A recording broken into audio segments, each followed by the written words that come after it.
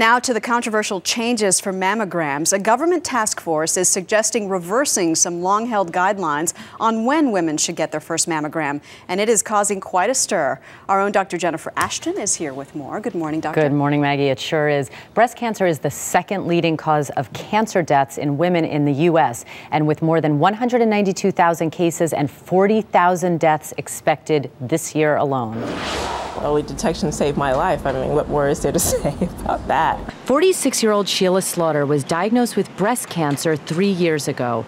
But under new government guidelines, women Slaughter's age without risk factors are no longer encouraged to get regular breast cancer screenings. The task force says routine mammograms for younger women are not effective, and that when screening starts at 40, there are more false positives leading to unnecessary biopsies. Another major change, the expert panel says women ages 50 to 74 only need to be screened every 2 years. The American Cancer Society rejects the new guidelines. It will continue to recommend annual screening for all women, beginning at 40. Okay. Cancer experts are concerned competing guidelines will confuse women and their doctors. They may throw their hands up and say, if the doctors and the researchers can't decide, how am I going to decide? In the long run, it's not going to be a cost savings if more women are getting sick and not tested on a regular basis.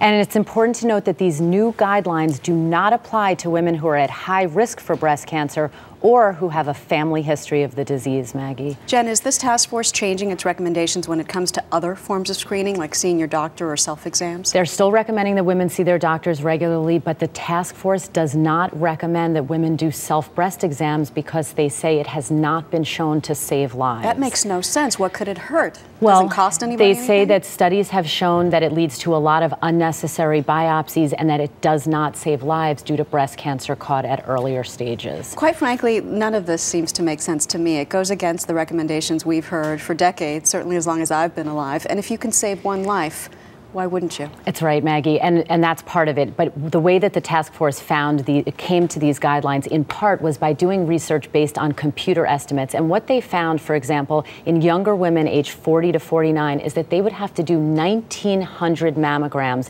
to save one life. Now, again, from a cost-saving standpoint, maybe those people could argue that those 1,900 mammograms are unnecessary. But if you're that one person, right. That's a big deal. Seems worth it. Absolutely. Dr. Jennifer Ashton, thank you very much.